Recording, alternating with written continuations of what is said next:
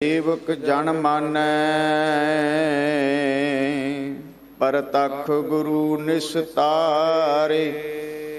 ਗੁਰਬਾਣੀ ਕਹੈ ਸੇਵਕ ਜਨ ਮਾਨੈ ਪਰਤਖ ਗੁਰੂ ਨਿਸਤਾਰੇ। ਸਤਿਨਾਮ ਸ੍ਰੀ ਵਾਹਿਗੁਰੂ ਸਾਹਿਬ ਜੀ। ਸ੍ਰੀ ਰਾਗ ਮਹੱਲਾ ਤੀਜਾ। ਆਪੇ ਕਾਰਨ ਕਰਤਾ ਕਰੇ, ਸ੍ਰਿਸ਼ਟ ਦੇਖੈ ਆਪ ਉਪਾਏ। ਸਭ ਏਕੋ ਇੱਕ ਵਰਤਦਾ, ਅਲਖ ਨਾ ਲਖਿਆ ਜਾਏ। ਆਪੇ ਕਾਰਨ ਕਰਤਾ ਕਰੇ। ਸਤਿਗੁਰੂ ਜੋਗੋ ਜੋਗ ਅਟਲ, ਤਖਤ ਚਬਰ ਛਤਰ ਜੀ ਦੇ ਮਾਲਕ, ਦਸਾਂ ਪਾਤਸ਼ਾਹੀਆਂ ਦੀ ਆਤਮਿਕ ਜੋਤ, ਸਮੁੱਚੀ ਮਨੁੱਖਤਾ ਦੇ ਸਾਂਝੇ ਰਹਿਬਰ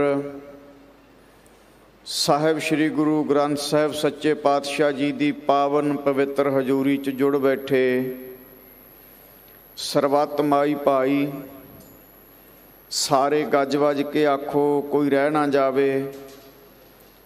ਆਖੋ ਵਾਹਿਗੁਰੂ ਜੀ ਕਾ ਖਾਲਸਾ, ਵਾਹਿਗੁਰੂ ਜੀ ਕੀ ਫਤਿਹ। ਆਪ ਜੀ ਨੇ ਦਾਸਾਂ ਤੋਂ ਪਹਿਲਾਂ ਧੁਰਕੀ ਬਾਣੀ ਦਾ ਕੀਰਤਨ, ਆਸਾ ਦੀ ਵਾਰ ਦਾ ਕੀਰਤਨ ਗੁਰਮੁਖ ਪਿਆਰੇ ਰਾਗੀ ਸਿੰਘ ਸਾਹਿਬਾਨਾਂ ਦੀ ਰਸਨਾ ਤੋਂ ਸਰਵਣ ਕੀਤਾ ਹੈ। ਆਸਾ ਦੀ ਵਾਰ ਤੋਂ ਭਾਵ ਹੁੰਦਾ ਹੈ ਇਛਾਵਾਂ ਪੂਰੀਆਂ ਕਰਨ ਵਾਲੀ। ਦੂਸਰਾ ਇਹਦਾ ਇਹ ਵੀ ਅਰਥ ਹੈ ਆਸਾ ਦੀ ਵਾਰ ਜੋ ਮਾੜੀਆਂ ਅੰਦਰ ਇਛਾਵਾਂ ਪੈਦਾ ਹੁੰਦੀਆਂ ਨੇ, ਇਛਾਵਾਂ ਤ੍ਰਿਸ਼ਨਾਵਾਂ। ਆਸਾ ਦੀ ਵਾਰ ਤੋਂ ਭਾਵ ਉਸ ਨੂੰ ਵਰਜਣ ਵਾਲੀ, ਰੋਕਣ ਵਾਲੀ। ਕਿਉਂਕਿ ਗੁਰਬਾਣੀ ਦੇ ਜ਼ਰੀਏ ਹੀ ਅਸੀਂ ਕਾਮ, ਕ੍ਰੋਧ, ਲੋਭ, ਮੋਹ ਤੇ ਅਹੰਕਾਰ ਨੂੰ ਆਪਣੇ ਵੱਸ ਵਿੱਚ ਕਰ ਸਕਦੇ ਹਾਂ। ਹੋਰ ਕੋਈ ਚਾਰਾ ਨਹੀਂ। ਇਸ ਕਰਕੇ ਗੁਰਬਾਣੀ ਪੜ੍ਹਨੀ, ਵਿਚਾਰਨੀ ਤੇ ਸੁਣਨੀ ਚਾਹੀਦੀ ਹੈ। ਸਾਧ ਸੰਗਤ ਜੀ, ਗੁਰਬਾਣੀ ਪੜ੍ਹੇ ਤੋਂ ਬਿਨਾਂ ਮਨੁੱਖ ਦਾ ਜੀਵਨ, ਵਿਚਾਰੇ ਤੋਂ ਬਿਨਾਂ ਮਨੁੱਖ ਦਾ ਜੀਵਨ ਪਸ਼ੂਆਂ ਤੋਂ ਵੀ ਗਿਰਿਆ ਹੋਇਆ ਮੰਨਿਆ।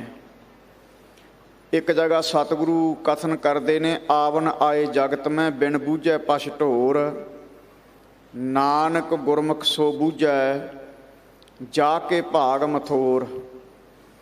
ਆਉਣ ਨੂੰ ਤਾਂ ਸੰਸਾਰ ਵਿੱਚ ਆ ਗਏ, ਜੇ ਇਹ ਮਿਸ਼ਨ ਨਹੀਂ ਬੁੱਝਿਆ, ਇਹ ਨਹੀਂ ਪਤਾ ਕਿ ਸਾਡਾ ਏਮ ਕੀ ਹੈ, ਨਿਸ਼ਾਨਾ ਕੀ ਹੈ ਜ਼ਿੰਦਗੀ ਦਾ, ਫੇਰ ਭਾਈ ਤੂੰ ਪਸ਼ੂਆਂ ਤੋਂ ਵੀ ਗਿਆ ਗੁਜ਼ਰਿਆ। ਪਛ ਢੋਰ, ਉਦੋਂ ਵੀ ਥੱਲੇ ਆ ਤੇਰਾ ਜੀਵਨ। ਅਕਾਲ ਪੁਰਖ ਵਾਹਿਗੁਰੂ 84 ਲੱਖ ਜੂਨੀਆਂ ਦੇ ਵਿੱਚੋਂ ਮਨੁੱਖ ਦਾ ਜਨਮ ਸਰਵੋਤਮ ਜਾਣਿਆ ਜਾਂਦਾ। 84 ਲੱਖ ਜੌਨ ਵਿੱਚ ਉੱਤਮ ਜਨਮ ਸੋ ਮਾਨਸ ਦੇਹੀ, ਐਸਾ ਭਾਈ ਗੁਰਦਾਸ ਜੀ ਦਾ ਬਚਨ ਹੈ। ਅੱਖੀਂ ਵੇਖਣ ਕਰਨ ਸੁਣਨ, ਮੁਖ ਸ਼ੁਭ ਬੋਲਣ ਬਚਨ ਸਨੇਹੀ। ਅੱਖਾਂ ਨਾਲ ਵੇਖਣਾ, ਗੁਰੂ ਦੇ ਦਰਸ਼ਨ ਦੀਦਾਰ ਕਰਨੇ, ਕੰਨਾਂ ਦੇ ਨਾਲ ਨਾਮ ਬਾਣੀ ਨੂੰ ਸੁਣਨਾ ਤੇ ਮੁਖ ਦੇ ਨਾਲ ਸ਼ੁਭ ਬਚਨ ਗੁਰਬਾਣੀ ਪੜ੍ਹਨੀ। ਅਕਾਲ ਪੁਰਖ ਵਾਹਿਗੁਰੂ ਨੇ ਮਨੁੱਖ ਨੂੰ ਕੁਝ ਵਿਸ਼ੇਸ਼ ਦਾਤਾਂ ਦਿੱਤੀਆਂ ਹਨ ਜਿਹੜੀਆਂ ਹੋਰ ਕਿਸੇ ਜੂਨੀ ਵਿੱਚ ਪ੍ਰਾਪਤ ਨਹੀਂ ਹੁੰਦੀਆਂ। ਉਹ ਵਿਸ਼ੇਸ਼ ਦਾਤਾਂ ਕਿਹੜੀਆਂ ਨੇ? ਜਿਵੇਂ ਕਿ ਡਿਸਕ੍ਰਿਮੀਨੇਟਿੰਗ ਪਾਵਰ, ਜਿਹਨੂੰ ਪੰਜਾਬੀ ਦੇ ਵਿੱਚ ਨਿਰਣਾ ਕਰਨ ਦੀ ਸ਼ਕਤੀ ਕਹਿੰਦੇ ਆ। ਚੰਗੇ ਮਾੜੇ ਦਾ ਤੂੰ ਨਿਰਣਾ ਕਰ ਸਕੇ, ਵਿਚਾਰ ਕਰ ਸਕੇ। ਪ੍ਰੋਫਾਉਂਡ ਇੰਟੈਲੀਜੈਂਸੀ, ਜਿਹਨੂੰ ਪੰਜਾਬੀ ਦੇ ਵਿੱਚ ਤੇਜ਼ ਦਿਮਾਗ ਕਹਿੰਦੇ ਆ। ਤੇ ਡਿਵੈਲਪਡ ਈਗੋ, ਵਿਕਸਿਤ ਹਉਮੈ, ਅਣਖ, ਸਵੈਮਾਨ, ਇਹ ਕੇਵਲ ਤੇ ਕੇਵਲ ਮਨੁੱਖਾ ਜੂਨੀ ਦੇ ਹੱਥ ਵਿੱਚ ਆਇਆ ਹੈ। ਕੇਵਲ ਤੇ ਕੇਵਲ ਗੁਰਬਾਣੀ ਪੜ੍ਹਨ ਦੀ, ਸਤਸੰਗ ਕਰਨ ਦੀ ਸੋਝੀ ਜਿਹੜੀ ਹੈ, ਆਤਮਿਕ ਸਰੂਪ ਦੀ ਸਾਖਿਅਤਾ ਦੀ ਪ੍ਰਾਪਤੀ ਮਨੁੱਖਾ ਦੇਹੀ ਦੇ ਵਿੱਚ ਹੀ ਹੋ ਸਕਦੀ ਹੈ। ਆਪਣੇ ਮੂਲ ਦੀ ਪਛਾਣ, ਮਨ ਤੂੰ ਜੋਤ ਸਰੂਪ ਹੈ, ਆਪਣਾ ਮੂਲ ਪਛਾਣ, ਮਨ ਹਰ ਜੀ ਤੇਰੇ ਨਾਲ ਹੈ, ਗੁਰਮਤਿ ਰੰਗਮਾਨ। ਹੋਰ ਕਿਸੇ ਜੂਨੀ ਦੇ ਵਿੱਚ ਆਤਮ ਸਰੂਪ ਦੀ ਸਾਖਿਅਤਾ ਨਹੀਂ ਹੋ ਸਕਦੀ। ਇਸ ਕਰਕੇ ਮਨੁੱਖਾ ਦੇਹ ਆ ਨਾ ਜਿਹੜੀ, ਇਹਨੂੰ ਨਰ ਨਰਾਇਣੀ ਦੇਹ ਵੀ ਕਿਹਾ ਜਾਂਦਾ ਹੈ। ਇਸ ਦੇਹੀ ਨੂੰ ਤਾਂ ਦੇਵਤੇ ਤਰਸਦੇ ਹਨ, ਕਿਉਂਕਿ ਉਹ ਮੁਕਤ ਨਹੀਂ, ਉਹ ਮਨੁੱਖਾ ਦੇਹੀ ਪਾ ਕਰਕੇ, ਨਾਮ ਜਪ ਕੇ, ਸਿਮਰਨ ਕਰਕੇ, ਖੰਡੇ ਦੀ ਪਹੁਲ ਲੈ ਕੇ ਮੁਕਤ ਹੋਣਾ ਚਾਹੁੰਦੇ ਨੇ। ਇਸ ਦੇਹੀ ਕੋ ਸਿਮਰ ਹੈ ਦੇਵ, ਸੋ ਦੇਹੀ ਹਜ, ਸੋ ਦੇਹੀ ਭਜ ਹਰ ਕੀ ਸੇਵ। ਭਜੋ ਗੋਬਿੰਦ ਭੂਲ ਮਤ ਜਾਹੋ, ਮਾਨਸ ਜਨਮ ਕਾ ਇਹੀ ਲਾਹੋ। ਹੇ ਭਾਈ ਗੋਬਿੰਦ ਨੂੰ ਗੋ ਨਾਮ ਪ੍ਰਿਥਵੀ ਦਾ ਹੈ, ਬਿੰਦ ਨਾਮ ਰੱਖਿਆ ਕਰਨ ਵਾਲਾ ਜਿਹੜਾ ਗੋਬਿੰਦ ਹੈ, ਸ੍ਰਿਸ਼ਟੀ ਦਾ ਕਰਤਾ ਧਰਤਾ, ਉਹਦੇ 'ਚ ਆਪਣੇ ਮਨ ਨੂੰ ਜੋੜਨਾ ਕਰ। ਸੋ ਇੱਥੇ ਸ਼੍ਰੀ ਰਾਗ ਦੇ ਵਿੱਚ ਤੀਸਰੇ ਪਾਤਸ਼ਾਹ ਗੁਰੂ ਅਮਰਦਾਸ ਮਹਾਰਾਜ, ਜਿਨ੍ਹਾਂ ਦੇ ਬਾਰੇ ਭੱਟ ਕਹਿੰਦੇ ਆ, ਭੱਲੇ ਅਮਰਦਾਸ ਗੁਣ ਤੇਰੇ, ਤੇਰੀ ਉਪਮਾ ਤੋਹੇ ਬਣ ਆਵੈ, ਗੁਰੂ ਸਾਹਿਬ ਬਚਨ ਕਰਦੇ ਹੈ। ਇਸ ਸ਼ਬਦ ਦੀ ਉਥਾਨਕਾ ਹੈ ਜੋ ਮਹਾਂਪੁਰਖਾਂ ਨੇ ਦੱਸੀ ਹੈ। ਦਮਦਮੀ ਟਕਸਾਲ ਦੇ ਮਹਾਨ ਵਿਦਵਾਨ, ਪੰਥ ਰਤਨ ਸੰਤ ਬਾਬਾ ਗੁਰਬਚਨ ਸਿੰਘ ਖਾਲਸਾ, ਜਿਨ੍ਹਾਂ ਨੇ ਆਪਣੇ ਜੀਵਨ ਦੇ ਵਿੱਚ 27 ਵਾਰੀ ਸ੍ਰੀ ਗੁਰੂ ਗ੍ਰੰਥ ਸਾਹਿਬ ਦੀ ਸੰਪੂਰਨ ਕਥਾ ਕੀਤੀ, ਕਈ ਵਾਰੀ ਸ੍ਰੀ ਦਸਮ ਗ੍ਰੰਥ ਸਾਹਿਬ ਦੀ ਵੀ ਕਥਾ ਕੀਤੀ, ਜਿਨ੍ਹਾਂ ਦੀ ਕਿਰਪਾ ਦੇ ਸਦਕਾ ਸੰਤ ਬਾਬਾ ਜਰਨੈਲ ਸਿੰਘ ਖਾਲਸਾ ਸਾਡੀ ਕੌਮ ਨੂੰ ਮਿਲੇ। ਆਪ ਜਾ ਕੇ ਮਹਾਂਪੁਰਖਾਂ ਨੇ, ਬਾਬਾ ਗੁਰਬਚਨ ਸਿੰਘ ਖਾਲਸਾ ਨੇ 7 ਭਰਾਵਾਂ ਦੇ ਵਿੱਚੋਂ ਸੰਤ ਬਾਬਾ ਜਰਨੈਲ ਸਿੰਘ ਜੀ ਦੀ ਚੋਣ ਕੀਤੀ। ਬਚਪਨ ਦੀ ਉਮਰ ਦੇ ਵਿੱਚ ਸੀ। ਉਹਨਾਂ ਮਹਾਂਪੁਰਖਾਂ ਦੀ ਜੋ ਕਥਾ ਹੈ, ਉਹਨਾਂ ਵਰਗੀ ਕਥਾ ਸਾਧ ਸੰਗਤ ਕੋਈ ਕਰ ਨਹੀਂ ਸਕਿਆ, ਨਾ ਕਰ ਸਕੇਗਾ। ਜੇ ਉਹ ਰੂਹ ਵਾਪਸ ਆ ਜਾਵੇ ਤਾਂ ਕਹਿ ਨਹੀਂ ਸਕਦੇ। ਇਸ ਕਰਕੇ ਕਥਾ ਕੀ ਹੈ, ਪ੍ਰਚਾਰ ਕੀ ਹੈ? ਅੱਜ ਦੇ ਸਮੇਂ ਦੇ ਵਿੱਚ ਪ੍ਰਚਾਰ ਬੜਾ ਹੋ ਰਿਹਾ ਹੈ। ਸੰਗਤਾਂ ਨੇ ਕੋਈ ਘਾਟ ਨਹੀਂ ਛੱਡੀ। ਵੱਡੇ ਵੱਡੇ ਪੰਡਾਲ, ਵੱਡੀਆਂ ਵੱਡੀਆਂ ਭੇਟਾਵਾਂ ਵੀ ਸੰਗਤਾਂ ਪ੍ਰਚਾਰਕਾਂ ਨੂੰ ਦੇ ਦਿੰਦੀਆਂ ਹਨ। ਪਰ ਮਾਫ਼ ਕਰਨਾ, ਸਾਡਾ ਪ੍ਰਚਾਰ ਕਰਨ ਵਾਲਿਆਂ ਦਾ, ਸਾਰਿਆਂ ਦਾ ਨਹੀਂ, ਬਹੁਤਿਆਂ ਦਾ ਕੋਈ ਆਪਣੀ ਨਾਮ ਸਿਮਰਨ ਦੀ ਕਮਾਈ ਨਹੀਂ ਰਹੀ। ਸਾਧ ਸੰਗਤ ਆਪਣਾ ਜੀਵਨ ਨਹੀਂ ਰਿਹਾ। ਜਿਸ ਮਨੁੱਖ ਦਾ ਆਪਣਾ ਜੀਵਨ ਨਹੀਂ, ਉਹ ਕਿਸੇ 'ਤੇ ਕੀ ਉਹਦੀ ਕਥਾ ਦਾ ਪ੍ਰਭਾਵ ਪਵੇਗਾ। ਜੀਵਨੋਂ ਮੈਂ ਜੀਵਨ ਪਾਇਆ। ਦਮਦਮੀ ਟਕਸਾਲ ਦੇ 11ਵੇਂ ਮੁਖੀ ਸੰਤ ਬਾਬਾ ਸੁੰਦਰ ਸਿੰਘ ਖਾਲਸਾ, ਜਿਹੜੇ 25 ਸਿੰਘ ਜਥੇ ਵਿੱਚ ਰੱਖਿਆ ਕਰਦੇ। 25 ਸਿੰਘ ਉਹ ਰੱਖਦੇ ਸੀ ਜਿਹੜੇ 7 ਬਾਣੀਆਂ ਦੇ ਨਿਤਨੇਮ ਤੋਂ ਬਿਨਾਂ ਸਾਰੀ 5 ਗ੍ਰੰਥੀ ਜਾਂ 25,000 ਵਾਰ ਵਾਹਿਗੁਰੂ ਗੁਰਮੰਤਰ ਦਾ ਜਾਪ ਜਾਂ 25 ਜਪਜੀ ਦੇ ਪਾਠ ਕਰੇ, ਉਸ ਸਿੰਘ ਨੂੰ ਰੱਖਿਆ ਕਰਦੇ। ਤੇ ਜਿਸ ਨਗਰ ਵਿੱਚ ਦੀ ਲੰਘ ਜਾਇਆ ਕਰਦੇ, ਉਹਨਾਂ ਨੂੰ ਛੇਤੀ ਕੀਤਿਆਂ ਬੋਲਣ ਦੀ ਲੋੜ ਨਹੀਂ ਸੀ ਪੈਂਦੀ, ਪ੍ਰਚਾਰ ਕਰਨ ਦੀ। ਇਹ ਨਿਸ਼ਾਨੀ ਸਾਧ ਕੀ ਜਿਤ ਭੇੜਤ ਤਰੀ ਹੈ। ਜਦੋਂ ਕਦੇ ਐਸਾ ਗੁਰਮੁਖ ਮਿਲ ਜਾਵੇ, ਉਹਦੇ ਦਰਸ਼ਨ ਕਰਕੇ ਸੁਰਤ ਮਨ 'ਚ ਜੁੜ ਜਾਂਦੀ ਹੈ। ਲੋਕਾਂ ਦਾ ਦਰਸ਼ਨ ਕਰਕੇ ਜੀਵਨ ਬਦਲ ਜਾਂਦਾ ਸੀਗਾ। ਤੇ ਅੱਜ ਸਾਧ ਸੰਗਤ ਅਸੀਂ ਲੋਕ ਕਿੱਥੇ ਖੜੇ ਆ? ਇਸ ਕਰਕੇ ਜੀਵਨ ਹੀ ਪ੍ਰਚਾਰ ਹੋਇਆ ਕਰਦਾ ਹੈ। ਇਹ ਨਹੀਂ ਵੀ ਗ੍ਰੰਥਾਂ ਨੂੰ ਰੱਟੇ ਲਾਤੇ ਤੇ ਸੰਗਤਾਂ ਨੂੰ ਸੁਣਾਤਾ। ਸਟੇਜ ਤੇ ਗੁਰੂ ਦੀ ਹਜ਼ੂਰੀ ਵਿੱਚ ਗਾਤਰਾ ਵੀ ਵੱਡਾ ਸਾਰਾ, ਕਸ਼ਹਿਰਾ ਵੀ ਗੋਡਿਆਂ ਤੋਂ ਨੀਵਾਂ, ਤੇ ਕਮਰੇ ਦੇ ਵਿੱਚ ਜਾ ਕੇ ਪ੍ਰਚਾਰਕ ਦੇ ਕਕਾਰ ਨਾ ਲੱਭਣ। ਐਦੋਂ ਅਫਸੋਸ ਵਾਲੀ ਕੀ ਗੱਲ ਹੋ ਸਕਦੀ ਹੈ? ਇਸ ਕਰਕੇ ਸਾਧ ਸੰਗਤ ਅੱਜ ਜੋ ਸਮੇਂ 'ਚ ਚੱਲ ਰਿਹਾ ਨਾ, ਸਾਰੇ ਨਹੀਂ ਪਰ ਬਹੁਤਾਤ ਸਾਡੇ ਵਰਗੇ ਕੁਝ ਐਸੇ ਹੋ ਚੁੱਕੇ ਆ। ਇਸ ਕਰਕੇ ਕਹਿਣੀ ਤੇ ਕਰਨੀ ਵਾਲੇ ਪ੍ਰਚਾਰਕਾਂ ਦੀ ਅੱਜ ਦੇ ਸਮੇਂ ਦੇ ਵਿੱਚ ਬਹੁਤ ਵੱਡੀ ਜਿਹੜੀ ਹੈ ਘਾਟ ਪੈਦਾ ਹੋ ਚੁੱਕੀ ਹੈ। ਆਓ ਇਹਦੀ ਉਥਾਨਕਾ ਕੀ ਹੈ? ਇੱਕ ਵਾਰ ਸੰਗਤ ਨੇ ਗੁਰੂ ਅਮਰਦਾਸ ਪਾਤਸ਼ਾਹ ਨੂੰ ਪੁੱਛਣਾ ਕੀਤਾ, ਸਤਿਗੁਰੂ ਜੀ ਸ੍ਰਿਸ਼ਟੀ ਦੀ ਰਚਨਾ ਕਿਵੇਂ ਹੋਈ? ਕਈ ਕਹਿੰਦੇ ਆ ਪਰਮਾਣੂਆਂ ਤੋਂ ਹੋਈ, ਤੇ ਕਈ ਕਹਿੰਦੇ ਆ ਬਾਬਾ ਆਦਮ ਤੇ ਅੰਮਾ ਹਵਾ ਤੋਂ ਹੋਈ, ਕਈ ਕਾਲ ਨੂੰ ਮੰਨਦੇ ਆ। ਇਹ ਸ੍ਰਿਸ਼ਟੀ ਦੀ ਰਚਨਾ ਕਿੱਦਾਂ ਹੋਈ, ਕਿਰਪਾ ਕਰਕੇ ਆਪ ਜੀ ਦੱਸਣਾ ਕਰੋ। ਸੋ ਸਤਿਗੁਰੂ ਗੁਰੂ ਗਰੀਬ ਨਵਾਜ ਗੁਰੂ ਅਮਰਦਾਸ ਪਾਤਸ਼ਾਹ ਸ਼੍ਰੀ ਰਾਗ ਦੇ ਵਿੱਚ ਸੰਗਤਾਂ ਦਾ ਇਹ ਪ੍ਰਸ਼ਨ ਹੈ ਕਿ ਦੱਸਣਾ ਕਰੋ ਸ੍ਰਿਸ਼ਟੀ ਦੀ ਰਚਨਾ ਕਿਵੇਂ ਹੋਈ। ਇਸ ਪ੍ਰਸ਼ਨ ਦਾ ਜਵਾਬ ਦਿੰਦੇ ਹੋਏ ਸਤਿਗੁਰੂ ਮਹਾਰਾਜ ਸ਼੍ਰੀ ਰਾਗ ਦੇ ਵਿੱਚ ਕੀ ਕਹਿੰਦੇ ਹੈ, ਆਓ ਸਾਰੇ ਪਿਆਰ ਸਤਿਕਾਰ ਨਾਲ ਸੁਰਤ ਬਿਰਤ ਨੂੰ ਇਕਾਗਰ ਕਰਕੇ ਸਰਵਣ ਕਰੋ ਜੀ। ਸਤਿਨਾਮ ਸ੍ਰੀ ਵਾਹਿਗੁਰੂ ਸਾਹਿਬ ਜੀ। ਸ੍ਰੀ ਰਾਗ ਮਹੱਲਾ ਤੀਜਾ। ਸ਼੍ਰੀ ਰਾਗ ਦੇ ਵਿੱਚ ਤੀਸਰੇ ਪਾਤਸ਼ਾਹ ਗੁਰੂ ਅਮਰਦਾਸ ਮਹਾਰਾਜ ਸੰਗਤਾਂ ਦੇ ਪ੍ਰਸ਼ਨ ਦਾ ਜਵਾਬ ਦੇ ਰਹੇ ਹਨ। ਆਪੇ ਕਾਰਨ ਕਰਤਾ ਕਰੇ, ਸ੍ਰੇਸ਼ਟ ਦੇਖੈ ਆਪੇ ਉਪਾਏ। ਮਹਾਰਾਜ ਕਹਿੰਦੇ ਭਾਈ ਆਪੇ ਕਾਰਨ ਕਰਤਾ ਕਰੇ, ਉਹ ਆਪ ਹੀ ਕਰਤਾ ਹੈ ਤੇ ਆਪ ਹੀ ਕਾਰਨ ਬਣਾਉਣ ਵਾਲਾ ਹੈ, ਆਪ ਹੀ ਸ੍ਰਿਸ਼ਟੀ ਨੂੰ ਪੈਦਾ ਕਰਕੇ ਦੇਖਣ ਵਾਲਾ ਹੈ। ਜਾ ਕਰਤਾ ਸ੍ਰਿਸ਼ਟੀ ਕੋ ਸਾਜੈ ਆਪੇ ਜਾਣੈ ਸੋਈ। ਇਹ ਤਾਂ ਵਾਹਿਗੁਰੂ ਇਹ ਜਾਣਦਾ ਸ੍ਰਿਸ਼ਟੀ ਦੀ ਰਚਨਾ ਕਿਵੇਂ ਹੋਈ, ਹੋਰ ਨਹੀਂ ਕਿਸੇ ਨੂੰ ਪਤਾ। ਓੰਕਾਰ ਬ੍ਰਹਮਾ ਉਤਪਤ, ਓੰਕਾਰ ਕੀਆ ਜਨ ਚਿਤ, ਓੰਕਾਰ ਸ਼ੈਲ ਜੁਗ ਭਏ, ਓੰਕਾਰ ਵੇਦ ਨਿਰਮਏ।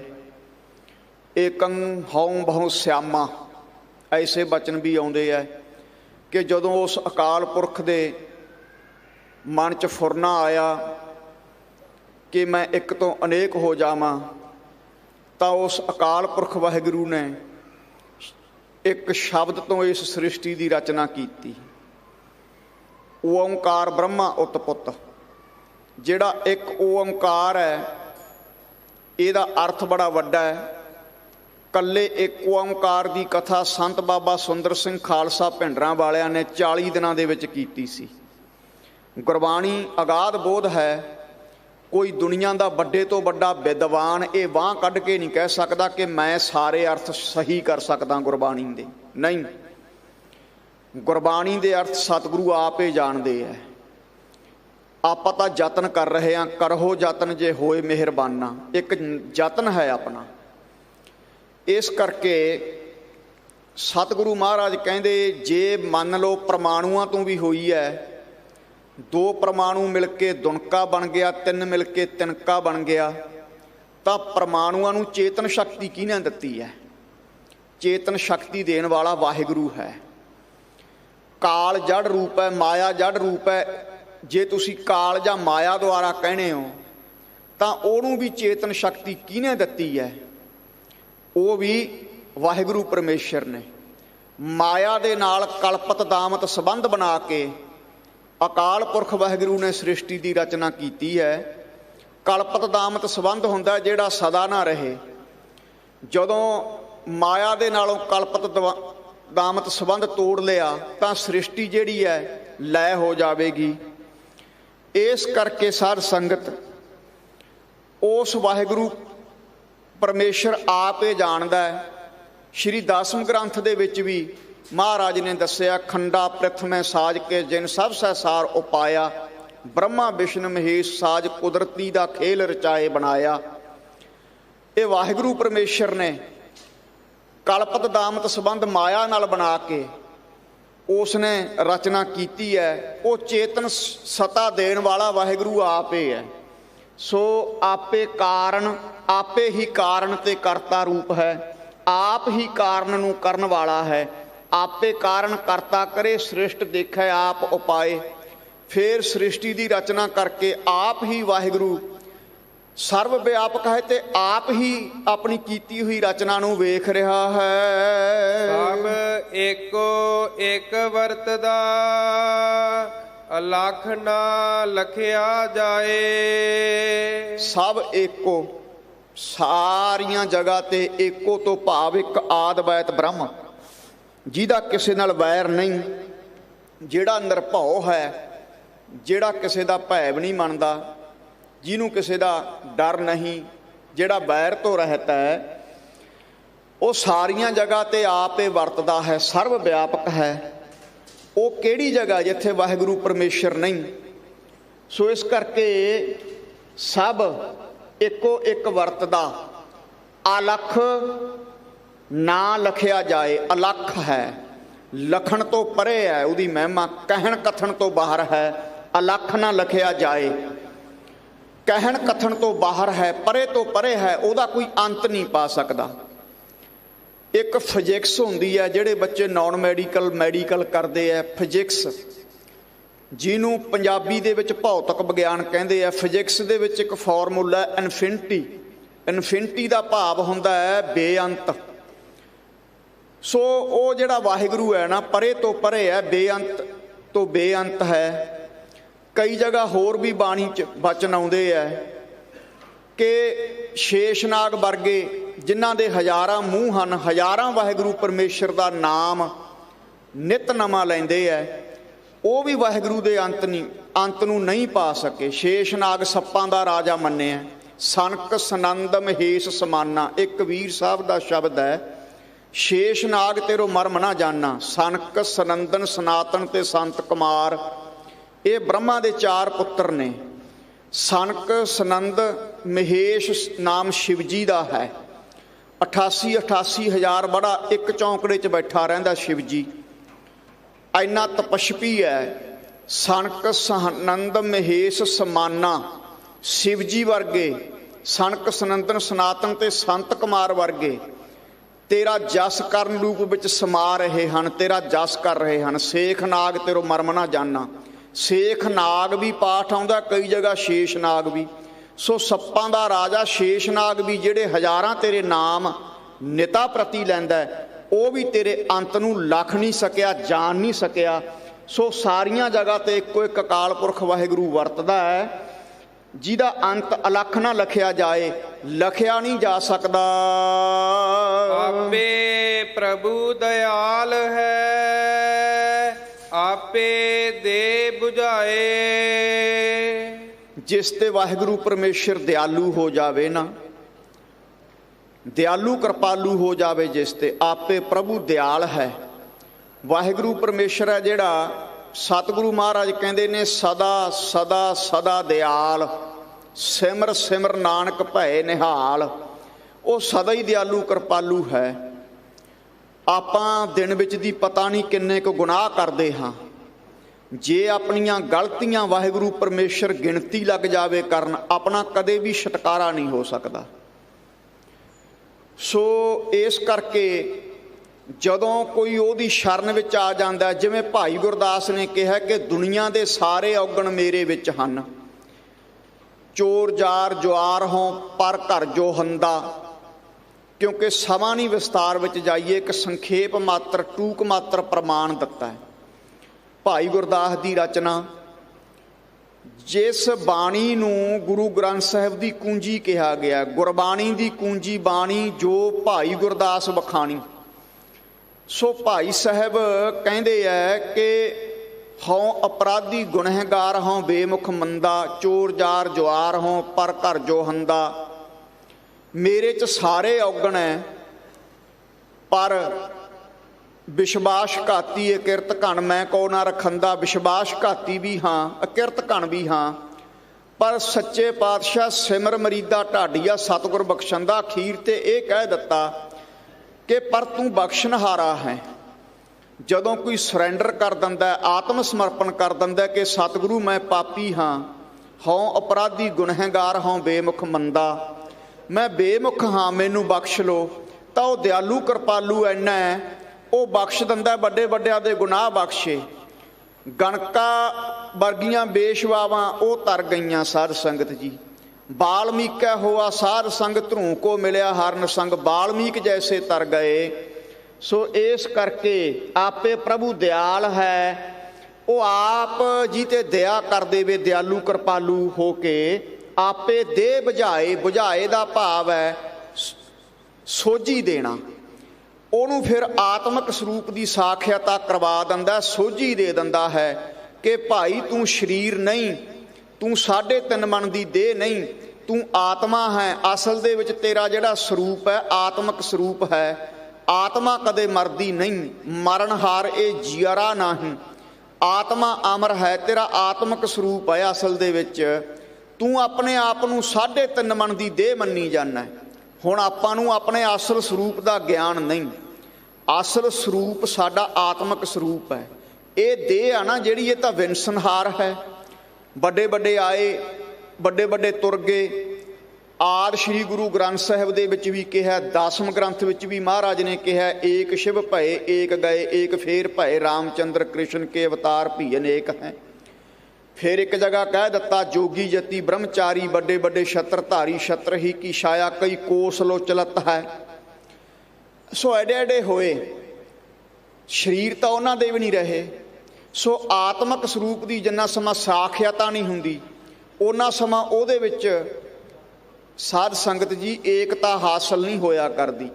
ਸੋ ਦਿਆਲੂ ਕਿਰਪਾਲੂ ਪ੍ਰਭੂ ਦਇਆ ਕਰਕੇ ਜੀਵ ਨੂੰ ਆਪੇ ਦੇ ਬੁਝਾਏ ਆਤਮਿਕ ਸਰੂਪ ਦੀ ਸੋਝੀ ਦੇ ਦਿੰਦਾ ਹੈ। ਗੁਰਮਤੀ ਸਦ ਮਨ ਵਸਿਆ, ਸੱਚ ਰਹੇ ਲਿਵ ਲਾਏ। ਗੁਰਮਤੀ ਗੁਰੂ ਦੀ ਮੱਤ। ਗੁਰਮੁਖ ਕੌਣ ਹੈ? ਜਿਹੜਾ ਗੁਰੂ ਦੇ ਮੁਤਾਬਕ ਚੱਲੇ। ਮਨਮੁਖ ਕੌਣ ਹੈ? ਜਿਹੜਾ ਮਨ ਦੇ ਅਕੋਰਡਿੰਗ ਚੱਲੇ, ਮਨ ਦੇ ਮੁਤਾਬਕ। ਸਿੱਧ ਪੁਰਸ਼ ਕੌਣ ਹੈ? ਮੰਮਾ ਮਨ ਸਿਉ ਕਾਜ ਹੈ, ਮਨ ਸਾਧੇ ਸਿੱਧ ਹੋਏ। ਸਾਧੂ ਕੌਣ ਹੈ? ਜਿਹਨੇ ਮਨ ਸਾਧ ਲਿਆ, ਉਹ ਸਿੱਧ ਪੁਰਸ਼ ਹੈ। ਇਸ ਕਰਕੇ ਭਾਈ ਗੁਰਮਤੀ ਸਦ ਮਨ ਵਸਿਆ। ਗੁਰੂ ਦੀ ਕਿਰਪਾ ਦੇ ਨਾਲ ਜਿਨ੍ਹਾਂ ਦੇ ਹਿਰਦੇ 'ਚ ਉਹਦਾ ਨਾਮ ਵਸ ਜਾਂਦਾ ਨਾ, ਸੱਚ ਰਹਿ ਲਿਵ ਲਾਏ। ਉਹਨਾਂ ਦੀ ਜਿਹੜੀ ਲਿਵ ਹੈ ਨਾ, ਫਿਰ ਸੱਚੇ ਪਰਮੇਸ਼ਰ ਦੇ ਵਿੱਚ ਜੁੜ ਜਾਂਦੀ ਹੈ। ਜਿਹੜੇ ਗੁਰਮਤਿ ਦੇ ਅਨੁਸਾਰ ਨਾਮ ਜਪਦੇ ਹੈ ਤੇ ਉਹਨਾਂ ਦੀ ਜਿਹੜੀ ਲਿਵ ਹੈ ਵਾਹਿਗੁਰੂ ਪਰਮੇਸ਼ਰ ਦੇ ਨਾਲ ਜੁੜ ਜਾਂਦੀ ਹੈ। ਤੇ ਉਹਨਾਂ ਦੀ ਫਿਰ ਅਵਸਥਾ ਕੀ ਬਣ ਜਾਂਦੀ ਹੈ? ਗੁਰਮੁਖ ਅੰਤਰ ਸਹਿਜ ਹੈ ਮਨ ਚੜ੍ਹਿਆ 10ਵੇਂ ਆਕਾਸ਼, ਤਿੱਥੇ ਊਂਘਣਾ ਭੁੱਖ ਹੈ ਹਰ ਅੰਮ੍ਰਿਤ ਨਾਮ ਸੁਖਵਾਸ। ਉਹਨਾਂ ਦੇ ਸਰੀਰ ਨੂੰ ਵੱਢੀ ਜਾਵੇ, ਟੁੱਕੀ ਜਾਵੇ, ਜਿਵੇਂ ਭਾਈ ਮਤੀ ਦਾਸ, ਭਾਈ ਦਿਆਲਾ ਜੀ, ਗੁਰੂ ਤੇਗ ਬਹਾਦਰ ਸੱਚੇ ਪਾਤਸ਼ਾਹ ਤੋਂ ਪਹਿਲਾਂ ਜਿਨ੍ਹਾਂ ਨੇ ਕੁਰਬਾਨੀ ਦਿੱਤੀ। ਜ਼ਾਲਮਾਂ ਨੇ ਜ਼ੋਰ ਲਾ ਲਿਆ, ਲੱਕੜ ਵਾਂਗੂ ਆਰੇ ਨਾ ਚੀਰਤਾ, ਪਰ ਮੁਖ ਤੋਂ ਸੀ ਤੱਕ ਨਹੀਂ ਉਚਾਰੀ। ਕਿਉਂ? ਕਿਉਂਕਿ ਗੁਰਮਤਿ ਦੇ ਅਨੁਸਾਰ ਨਾਮ ਜਪਿਆ ਸੀ। ਨਾਮ ਜਪਣ ਕਰਕੇ ਜਿਹੜੀ ਸੁਰਤ ਹੈ, ਲਿਵ ਹੈ ਜਿਹੜੀ ਗੁਰੂ ਚਰਨਾਂ ਦੇ ਨਾਲ ਲੱਗੀ ਹੋਈ ਸੀ, ਸੋ ਦੁੱਖ ਨਹੀਂ ਉਹਨਾਂ ਨੂੰ ਵਿਆਪ ਸਕਿਆ। ਕਈ ਕਹਿੰਦੇ ਆ ਫਿਰ ਗੁਰੂ ਨੇ ਰਾਖੀ ਨਹੀਂ ਕੀਤੀ। ਕਈ ਮਨਮੁਖ ਕਹਿ ਦਿੰਦੇ ਐ ਐਦੂ ਵੱਡੀ ਰਾਖੀ ਕੀ ਹੋਵੇਗੀ। ਦੱਸੋ ਕਿਸੇ ਨੇ ਇਤਿਹਾਸ ਵਿੱਚ ਕਦੇ ਇਹ ਪੜ੍ਹਿਆ ਕਿ ਜਦੋਂ ਭਾਈ ਮਤੀ ਦਾਸ ਦੇ ਸਿਰ ਤੇ ਆਰਾ ਚੱਲਿਆ, ਭਾਈ ਮਤੀ ਦਾਸ ਦੇ ਕੋਈ ਅੱਖ 'ਚੋਂ ਅੱਥਰੂ ਆਇਆ ਹੋਵੇ ਜਾਂ ਦੁੱਖ ਮਹਿਸੂਸ ਕੀਤਾ ਹੋਵੇ? ਜੇ ਪੜ੍ਹਿਆ ਤਾਂ ਦੱਸੋ। ਨਹੀਂ, ਇਹ ਜ਼ਰੂਰ ਪੜ੍ਹਿਆ ਕਿ ਭਾਈ ਮਤੀ ਦਾਸ ਨੇ ਕਿਹਾ, ਆਰਾ ਪਿਆਰਾ ਲਗਤ ਹੈ ਸਹਿਜੇ ਸਹਿਜੇ ਜਾਏ, ਸਿਰ ਜਾਏ ਤਾਂ ਜਾਏ ਮੇਰਾ ਸਿੱਖੀ ਸਦਕ ਨਾ ਜਾਏ। ਇਹ ਤਾਂ ਜ਼ਰੂਰ ਪੜ੍ਹਿਆਗਾ ਕਿ ਭਾਈ ਸਾਹਿਬ ਨੇ ਕਹਿ ਦਿੱਤਾ ਸੀ ਕਿ ਮੈਂ ਜਪਜੀ ਦਾ ਪਾਠ ਸ਼ੁਰੂ ਕੀਤਾ, ਹੌਲੀ ਹੌਲੀ ਮੇਰੇ ਸਰੀਰ ਨੂੰ ਚੀਰੋ ਤਾਂ ਕਿ ਮੇਰਾ ਜਪਜੀ ਦਾ ਪਾਠ ਸੰਪੂਰਨ ਹੋ ਜਾਵੇ। ਜਦੋਂ ਸਰੀਰ 2 ਫਾੜ ਹੋ ਗਿਆ, ਉਦੋਂ 5 ਪ੍ਰਵਾਨ ਵਾਲੀ ਪੌੜੀ ਤੇ ਜਪਜੀ ਦਾ ਪਾਠ ਪਹੁੰਚਿਆ ਸੀ। 2 ਫਾੜ ਹੋ ਕੇ ਸਰੀਰ ਡਿੱਗ ਪਿਆ। ਬਾਕੀ ਦਾ ਜਿਹੜਾ ਜਾਪ ਹੈ, ਭਾਈ ਸੰਤੋਖ ਸਿੰਘ ਲਿਖਦੇ ਆ, ਦੋਨੋਂ ਤਨ ਤੇ ਜਪਜੀ ਪੜ੍ਹੈ। ਬਾਅਦ ਵਿੱਚ ਫਿਰ ਸੱਚੇ ਪਾਤਸ਼ਾਹ ਨੇ ਆਪਣੀ ਕਿਰਪਾ ਨਾਲ ਕਰਵਾਇਆ। ਇੱਕ ਟੁਕੜੇ ਵਿੱਚੋਂ, ਇੱਕ ਸਰੀਰ ਦੇ ਹਿੱਸੇ ਵਿੱਚੋਂ ਇੱਕ ਪੰਗਤੀ, ਦੂਸਰੇ ਹਿੱਸੇ 'ਚੋਂ ਦੂਸਰੇ ਪੰਗਤੀ, ਜਿਵੇਂ ਪਾਠੀ ਸਿੰਘ 9ਵੇਂ ਮਹੱਲੇ ਦੇ ਸ਼ਲੋਕ ਪੜ੍ਹਦੇ ਹੁੰਦੇ ਹੈ। ਕਾਰਨ ਕੀ ਹੈ? ਕਿਉਂਕਿ ਗੁਰਮਤਿ ਦੇ ਅਨੁਸਾਰ ਨਾਮ ਜਪਿਆ ਸੀ, ਸੱਚੇ ਵਾਹਿਗੁਰੂ 'ਚ ਲਿਵ ਜੁੜੀ ਹੋਈ ਸੀ। ਲਿਵ ਜੁੜਨ ਕਰਕੇ ਸਾਧ ਸੰਗਤ ਜੀ ਉਹਨਾਂ ਨੂੰ ਦੁੱਖ ਨਹੀਂ ਵਿਆਪ ਸਕਿਆ। ਸੋ ਇਸ ਕਰਕੇ ਜਿਨ੍ਹਾਂ ਨੇ ਗੁਰਮਤਿ ਸਦ ਮਨ ਵਸਿਆ, ਜਿਨ੍ਹਾਂ ਦੇ ਗੁਰਮਤਿ ਦੇ ਅਨੁਸਾਰ ਜਿਨ੍ਹਾਂ ਨੇ ਨਾਮ ਜਪਿਆ, ਨਾਮ ਅੰਦਰ ਵਸ ਗਿਆ, ਉਹਨਾਂ ਦੀ ਜਿਹੜੀ ਲਿਵ ਹੈ ਵਾਹਿਗੁਰੂ ਪਰਮੇਸ਼ਰ ਦੇ ਨਾਲ ਜੁੜ ਜਾਂਦੀ ਹੈ। ਮਨ ਮੇਰੇ ਗੁਰ ਕੀ ਮਨ ਲੈ ਰਜਾਏ। ਹੇ ਮੇਰੇ ਮਨਾ, ਕਿਉਂਕਿ ਮਨ ਦਾ ਹੀ ਸਾਰਾ ਸਿਆਪਾ ਹੈ, ਮਨ ਵਰਗਾ ਮਿੱਤਰ ਵੀ ਕੋਈ ਨਹੀਂ।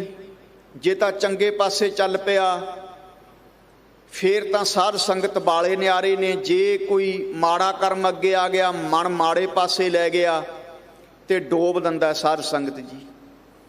ਮਨ ਕੇ ਮਤੇ ਨਾ ਚੱਲੀਏ, ਮਨ ਕੇ ਮਤੇ ਅਨੇਕ, ਮਨ ਦੇ ਮਾਰੇ ਮਰ ਗਏ ਕਾਜੀ ਮੁੱਲਾ ਸੇਖ।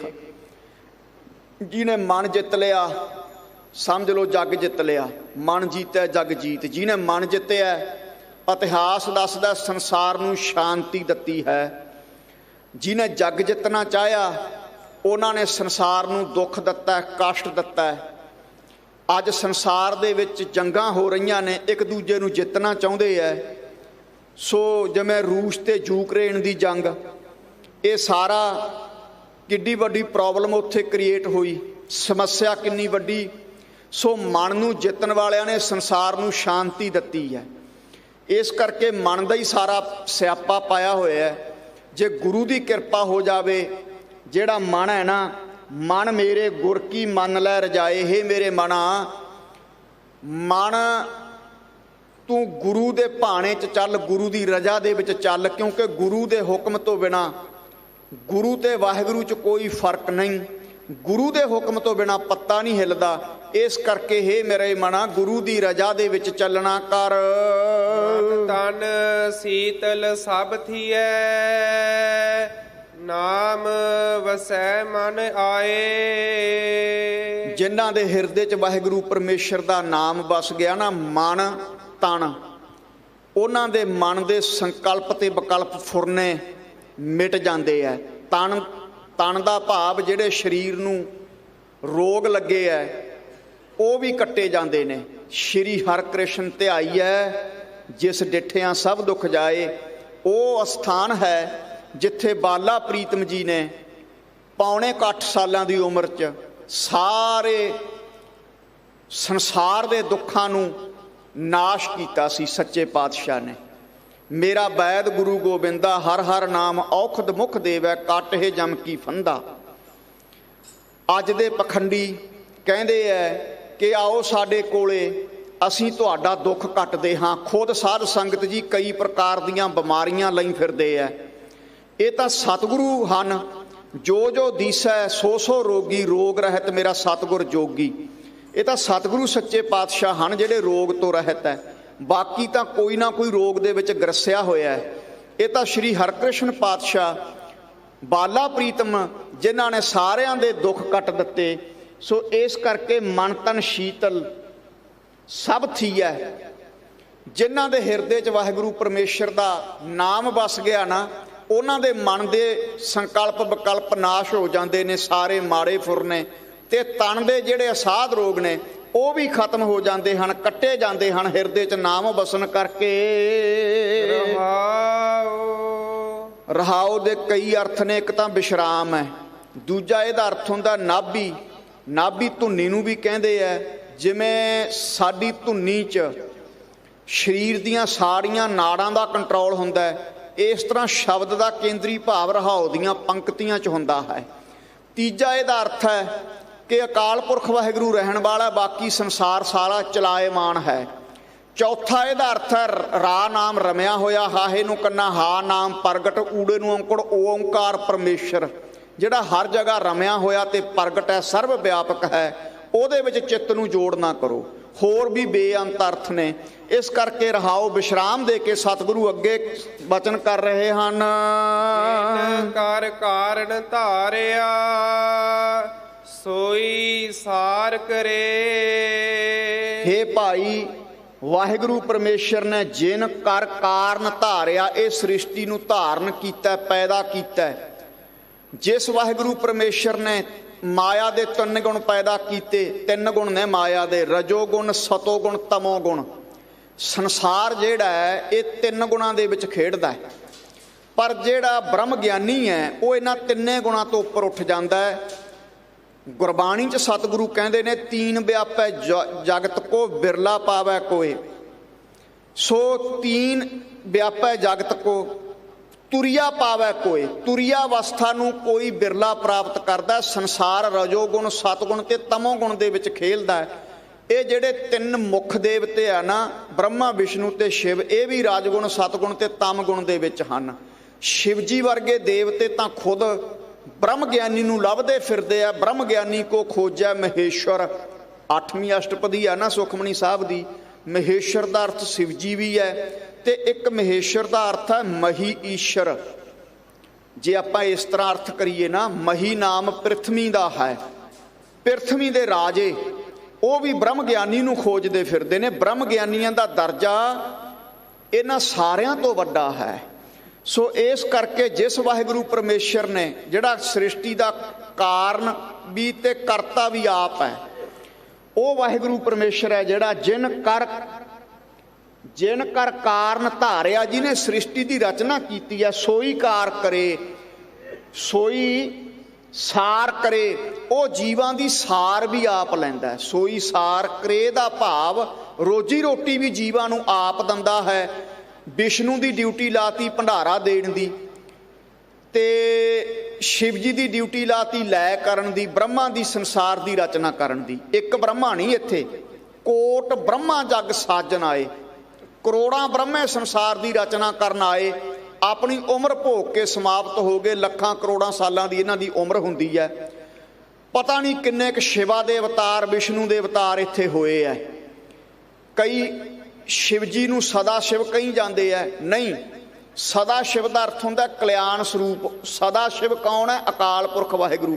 चौपी साहब दे विच कह दिता, महादेव को कहत सदा शिव, निरंकार का चींत नहीं भेव। जेड़े भाई शिव जी भगवान नूं कही जाते ने सदा शिव, सदा रहण वाला है, नहीं भाई, सदा रहण वाला तां वाहिगुरू परमेश्वर है। शास्त्रां दे विच चार परलों का जिक्र आउंदा है, नित परलों, निमित परलों, अवांतर परलों ते महापरलों। नित परलों का अर्थ है जदों आपां सौंने आ, नित परलों है। निमित परलों कहंदे ने जदों कोई चढ़ाई कर जांदा है। निमित परलों, अवांतर परलों जदों सृष्टि लय हो जावे, ब्रह्मा विष्णु ते शिव इन्हां दियां पुरियां रह जाण ते अकाल पुरख वाहिगुरू तां सदा ही रहण वाला है। निमित परलों है। एक महापरलों आउंदी है, वड्डी परलों सब तो। जदों ब्रह्मा विष्णु शिव, शिवपुरी गा होएगा काला, त्रैगुण माया बिनस बैताला। ते जदों इन्हां दियां पुरियां भी नाश हो जाण, सिर्फ अकाल पुरख वाहिगुरू ही रहे, उहनूं कहंदे आ महापरलों। सो इस करके वाहिगुरू ही आद सच जुगां दी रचना तो पहलां भी सी, अज भी है ते होवेगा भी। इस करके जिहड़ा वो वाहिगुरू परमेश्वर है, जिन कर कारण धारिया, जिन्हें सृष्टि नूं धारण कीता, रचना कीती है, ओही सारियां नूं रोजी रोटी देण वाला है। और कै शब्द पछाड़िए, जा आपे नदर करे। जिन्हां ते वाहिगुरू परमेश्वर किरपा दृष्टि करदा है, नदर करदा है, ਉਹ ਗੁਰੂ ਦੇ ਸ਼ਬਦ ਦੁਆਰਾ, ਸਿਮਰਨ ਅਭਿਆਸ ਦੁਆਰਾ ਆਪਣੇ ਆਪੇ ਦੀ ਪਛਾਣ ਕਰ ਲੈਂਦੇ ਹਨ ਕਿ ਸਾਡਾ ਵਾਸਤਵਿਕ ਸਰੂਪ ਕੀ ਹੈ। ਸਾਡਾ ਵਾਸਤਵਿਕ ਸਰੂਪ ਹੈ ਜਿਹੜਾ ਆਤਮਿਕ ਸਰੂਪ ਹੈ। ਸੋ ਜਿਨ੍ਹਾਂ ਤੇ ਗੁਰੂ ਦੀ ਕਿਰਪਾ ਹੋ ਜਾਵੇ, ਨਾਨਕ ਨਦਰੀ ਨਦਰ ਨਿਹਾਲ ਹੋ ਜਾਂਦੇ ਹਨ। ਏ ਜਨ ਸ਼ਬਦੇ ਸੋਹਣੇ, ਤਿਤ ਸੱਚੈ ਦਰਬਾਰ। ਸੇ ਜਨ, ਉਹ ਜਨ महापुरख बाबा गुरबचन सिंह खालसा वर्गे, संत बाबा करतार सिंह खालसा वर्गे, अमर शहीद संत बाबा जरनैल सिंह खालसा वर्गे महापुरख, वो जन शब्द की कमाई करके सोहणे हन, शोभनीक बन गए हन। लोक परलोक दे विच उन्हां नूं मान दिता है। तित सच्चे दरबार, सचखंड रूप जिहड़ा दरबार है ना, उत्थे भी वो जन शोभा पा रहे हैं, शोभनीक हैं, जिन्हां ने शब्द की कमाई की है, नाम की कमाई की है। गुरमुख सच्चे शब्द रते, आप मेले करतार। जेड़े गुरमुख सच्चे शब्द नाल जुड़ गए ने, गुरमुख सच्चे शब्द रत्ते गए ने, रंगे गए ने, तां आप मेले करतार। उन्होंने जिहड़ा करतार है, कर नाम हथ दा हुंदा, तार ਐ ਉਹਨਾਂ ਦਾ ਮਨ ਰੂਪੀ ਹੱਥ ਫੜ ਕੇ ਨਾ ਵਾਹਿਗੁਰੂ ਪਰਮੇਸ਼ਰ ਉਹਨਾਂ ਨੂੰ ਆਪਣੇ ਨਾਲ ਮੇਲ ਲੈਂਦਾ। ਕਿਹਨਾਂ ਨੂੰ? ਜਿਨ੍ਹਾਂ ਦਾ ਮਨ ਵਾਹਿਗੁਰੂ ਪਰਮੇਸ਼ਰ ਦੇ ਨਾਮ ਵਿੱਚ ਰੰਗਿਆ ਗਿਆ ਹੈ, ਗੁਰੂ ਦੀ ਕਿਰਪਾ ਦ੍ਰਿਸ਼ਟੀ ਨਾਲ ਉਹਨਾਂ ਦਾ ਮਨ ਰੂਪੀ ਹੱਥ ਫੜ ਕੇ ਵਾਹਿਗੁਰੂ ਆਪਣੇ ਨਾਲ ਆਪ ਮੇਲੇ ਕਰਤਾਰ ਆਪਣੇ ਨਾਲ ਅਭੇਦ ਕਰ ਲੈਂਦਾ ਹੈ। ਗੁਰਮਤਿ ਸੱਚ ਸਲਾਹਣਾ ਜਿਸ ਦਾ ਅੰਤ ਨਾ ਪਾਰਾਵਾਰ। ਗੁਰਮਤਿ ਸੱਚ ਸਲਾਹਣਾ, ਗੁਰੂ ਦੀ ਮੱਤ ਲੈ ਕੇ ਹੇ ਭਾਈ ਸੱਚ ਸਲਾਹਣਾ। ਸੱਚ ਕੀ ਹੈ? ਪਰਮੇਸ਼ਰ। ਮੂਲ ਮੰਤਰ ਦੇ ਵਿੱਚ ਸਭ ਕੁਝ ਆ ਗਿਆ। ਬਾਅਦ ਵਿੱਚ ਸਿੰਘ ਸਾਹਿਬ ਜੀ ਨੇ ਗੁਰਮੰਤਰ ਮੂਲ ਮੰਤਰ ਦਾ ਜਾਪ ਵੀ ਆਪਾਂ ਨੂੰ ਕਰਾਉਣਾ ਸਾਰਿਆਂ ਨੂੰ। ਗੁਰਮਤਿ ਸੱਚ ਸਲਾਹਣਾ, ਜਿਹੜੇ ਗੁਰੂ ਦੀ ਮੱਤ ਲੈ ਕੇ ਸੱਚੇ ਪਰਮੇਸ਼ਰ ਨੂੰ ਸਲਾਹੁੰਦੇ ਹਨ, ਧਿਆਉਂਦੇ ਹਨ। ਜਿਸ ਦਾ ਅੰਤ ਨਾ ਪਾਰਾਵਾਰ, ਜਿਸ ਵਾਹਿਗੁਰੂ ਪਰਮੇਸ਼ਰ ਦਾ ਕੋਈ ਅੰਤ ਪਾਏ ਨਹੀਂ ਸਕਿਆ। ਓੜਕ ਓੜਕ ਭਾਲ ਥੱਕੇ ਵੇਦ ਕਹਿਣ ਇੱਕ ਬਾਤ। ਉਹਦਾ ਅੰਤ ਪਾਉਣ ਵਾਲਿਆਂ ਦਾ ਹੀ ਅੰਤ ਹੋ ਗਿਆ, ਪਰ ਉਹਦਾ ਅੰਤ ਨਹੀਂ ਪਾ ਸਕੇ। ਸੋ ਹੇ ਭਾਈ, ਜਿਸ ਦਾ ਅੰਤ ਨਾ ਪਾਰਾਵਾਰ, ਜਿਹਦਾ ਕੋਈ ਅੰਤ ਨਹੀਂ ਪਾ ਸਕਿਆ, ਗੁਰੂ ਦੀ ਮੱਤ ਲੈ ਕੇ ਉਹਨੂੰ ਸਲਾਹੁਣਾ ਭਾਵ ਯਾਦ ਕਰਨਾ ਕਰ। ਆਪੇ ਹੁਕਮ ਵਸੈ ਹੁਕਮੇ ਕਰੇ ਵਿਚਾਰ। ਘਾਟ ਘਾਟ ਹਰ ਥਾਂ ਤੇ ਉਹਦਾ ਹੁਕਮ ਚੱਲਦਾ ਹੈ। ਉਹਦੇ ਹੁਕਮ ਤੋਂ ਬਿਨਾਂ ਤਾਂ ਪੱਤਾ ਵੀ ਨਹੀਂ ਹਿੱਲ ਸਕਦਾ। ਹੁਕਮ ਤੋਂ ਬਿਨਾਂ ਜੋ ਹੋ ਰਿਹਾ ਸੰਸਾਰ ਤੇ ਵਾਹਿਗੁਰੂ ਦੇ ਹੁਕਮ ਦੇ ਵਿੱਚ ਹੋ ਰਿਹਾ, ਕਦੇ ਵੀ ਰੱਬ ਮਾੜਾ ਨਹੀਂ ਕਰਦਾ। ਜੇ ਸਾਡੇ ਨਾਲ ਮਾੜਾ ਹੁੰਦਾ ਤਾਂ ਸਾਡੇ ਕਰਮਾਂ ਦਾ ਦੋਸ਼ ਹੁੰਦਾ। ਦੱਦਾ ਦੋਸ਼ ਨਾ ਦਿਉ ਕਿਸੈ ਦੋਸ਼ ਕਰਮਾਂ ਆਪਣਿਆਂ। ਜੇ ਤਾਂ ਹੋ ਜੇ ਚੰਗਾ ਫਿਰ ਤਾਂ ਕਹਿ ਦਿੰਦੇ ਆ ਸਾਡੀ ਮਿਹਨਤ ਦਾ ਫਲ ਹੈ। ਜੇ ਬਿਜ਼ਨਸ ਦੇ ਵਿੱਚ ਲਾਸ ਹੋ ਜਾਵੇ ਕਹਿਣਗੇ ਰੱਬ ਨੇ ਮਾੜਾ ਕਰਤਾ। ਵਾਹਿਗੁਰੂ ਕਿਸੇ ਦਾ ਮਾੜਾ ਨਹੀਂ ਕਰਦਾ। ਹਰ ਜਗ੍ਹਾ ਉਹਦਾ ਹੁਕਮ ਵਰਤ ਰਿਹਾ ਹੈ ਤੇ ਉਹਦਾ ਹੁਕਮ ਹੈ ਨਾ ਜਿਹੜਾ, ਉਹ ਕਦੇ ਮਾੜਾ ਨਹੀਂ ਹੋ ਸਕਦਾ। ਜੋ ਕਰਦਾ ਚੰਗਾ ਕਰਦਾ। ਘਟ ਘਟ ਆਪੇ ਹੁਕਮ ਵਸੈ। ਉਹ ਜਿਹੜਾ ਹੁਕਮ ਤੋਂ ਭਾਵ ਹੁਕਮੀ ਵਾਹਿਗੁਰੂ ਹੈ, ਉਹ ਹਰ ਥਾਂ ਤੇ ਵਸ ਰਿਹਾ। ਹੁਕਮੈ ਕਰੇ ਵਿਚਾਰ। ਸੋ ਭਾਈ ਉਹਦੇ ਨਾਮ ਦੀ, ਉਹਦੇ ਭਾਣੇ 'ਚ ਵਿਚਾਰ ਕਰਨਾ ਕਰ। ਹੋਰ ਸ਼ਬਦੀ ਸਾਲਾਹੀ ਐ ਹਉਮੈ ਵਿਚੋ ਖੋਏ।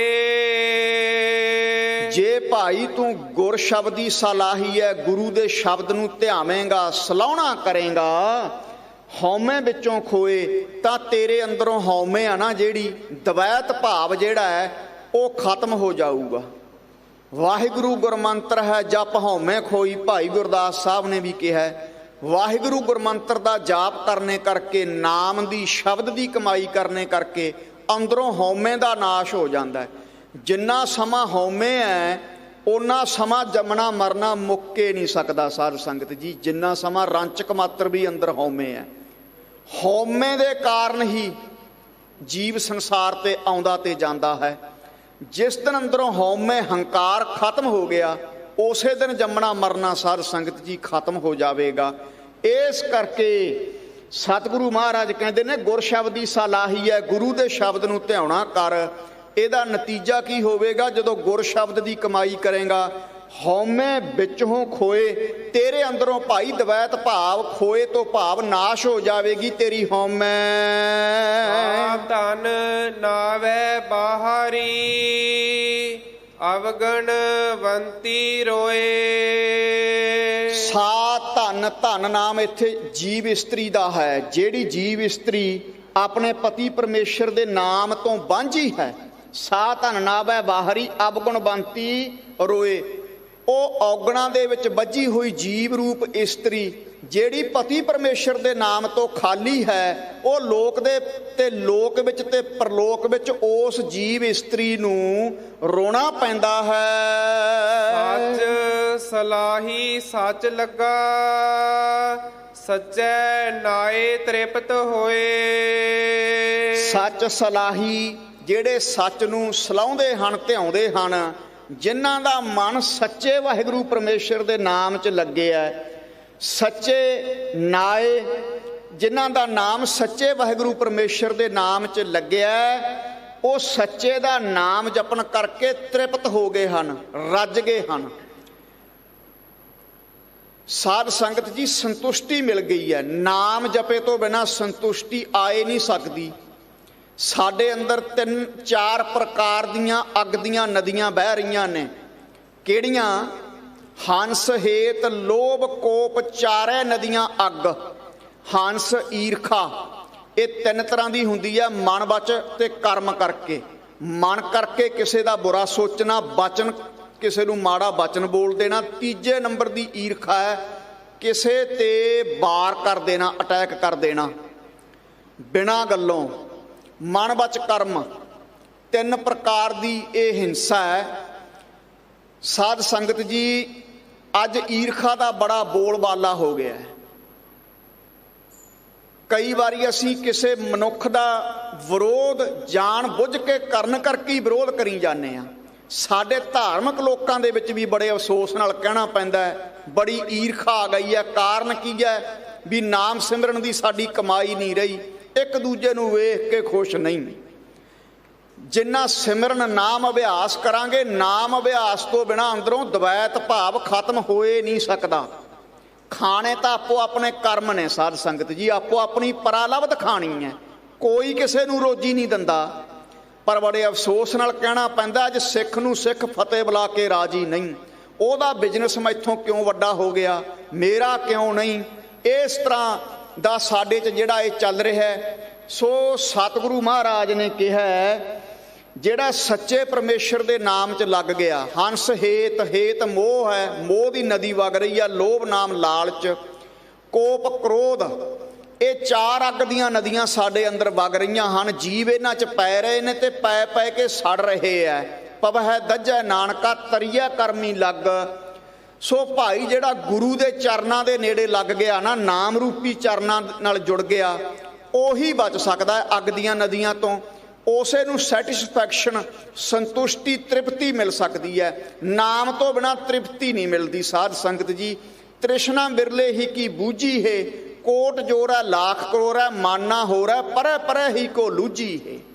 ਸੋ ਇਸ ਕਰਕੇ ਤ੍ਰਿਸ਼ਨਾ ਜਿਹੜੀ ਨਾ, ਇਹ ਨਾਮ ਤੋਂ ਬਿਨਾਂ ਨਹੀਂ ਬੁਝਿਆ ਕਰਦੀ। ਲੱਖਾਂ ਪਤੀ ਕਰੋੜਾਂ ਪਤੀ ਹੋਣਾ ਚਾਹੁੰਦਾ, ਕਰੋੜਾਂ ਪਤੀ ਅਰਬਾਂ ਪਤੀ ਹੋਣਾ ਚਾਹੁੰਦਾ। ਇਸ ਤਰ੍ਹਾਂ ਚੱਲੀ ਜਾ ਰਿਹਾ।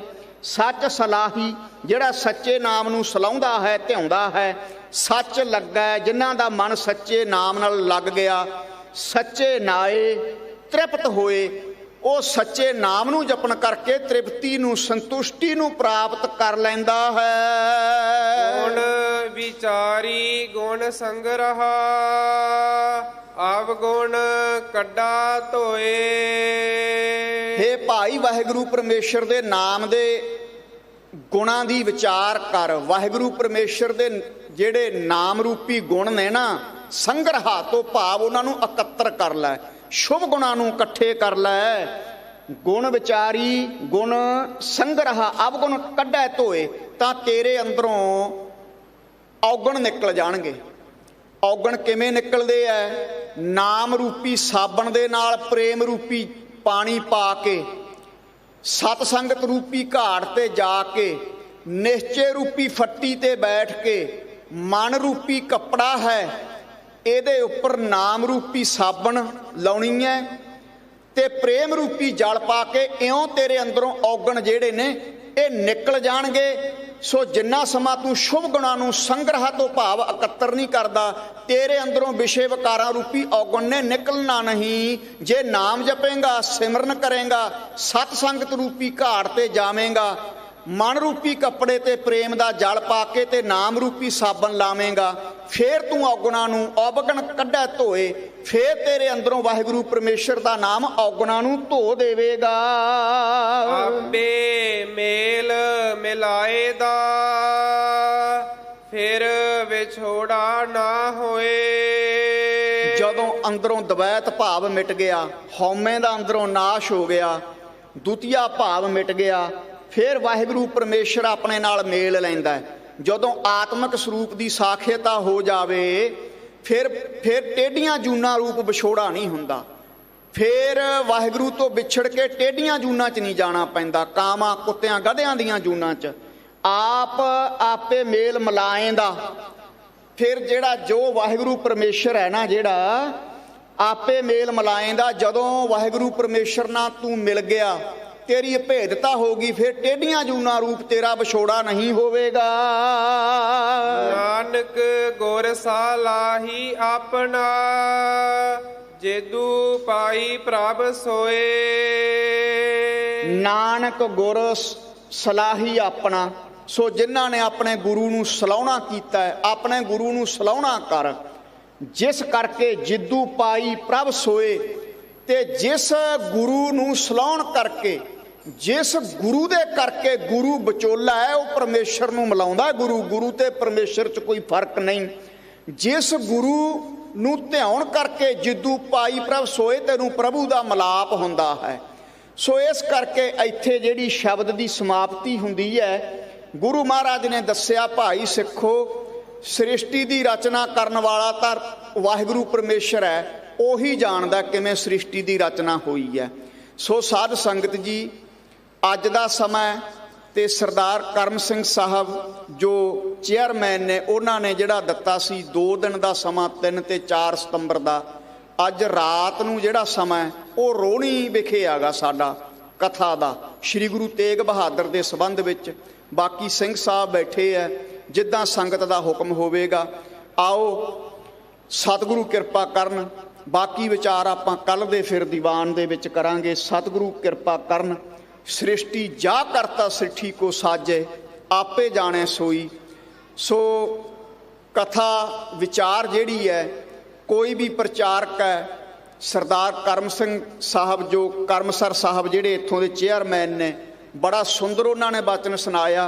कहंदे बाबा जी अज दे समय दे विच भावना वाले प्रचारकां दी बड़ी घाट पै गई है, क्योंकि जे प्रचारक की सच्ची भावना नहीं गुरु प्रति होवेगी तो सुनने वालियां दी की भावना की शरधा बनेगी। अज दे समय च कुतर्कां करन वाले, गल गल ते किंतु परंतु करन वाले, आ बाणी गुरु दी नहीं, ये भट्टां दी बाणी, भगतां दी बाणी, रागमाला ते पता नहीं वो किहनूं मनदे ने, किहड़ा उन्हां दा रब है। हर गल ते किंतु परंतु, हर गल ते किंतु परंतु करदे है। तर्कवादी नूं नरक मिलदा है ते गुरु ते भावना रखण वालिआं नूं सचखंड विच गुरु दी गोद मिलदी है। सो आओ हुण 2 पंक्तियां पढ़ करके समाप्ति है जी। सतगुरु कृपा करन सारियां संगतां नूं, तेरी पने खुदाए तूं बख्शंदगी, शेख फरीदा खैर दीजै बंदगी। नाम दी दात सतगुरां तो आपां मंग लईए। पीस टू माइंड, मन की शांति सिमरन नाम तो बिना नहीं मिल सकती। अंदरों अहं भाव हंकार है जिहड़ा नहीं जा सकता, जो अज आपने कथा च सरवण कीता है। 2 पंक्तियां पढ़ करके समाप्ति है जी। आपे मेल मिलाएदा, फिर विछोड़ा ना होए। नानक गुर सलाही अपना, जेदू पाई प्रभ सोए। जिदू पाई प्रभ सोए। वाहिगुरु जी का खालसा, वाहिगुरु जी की फतेह। राम कली महला तीजा। आनंद इको ओंकार सतगुरु।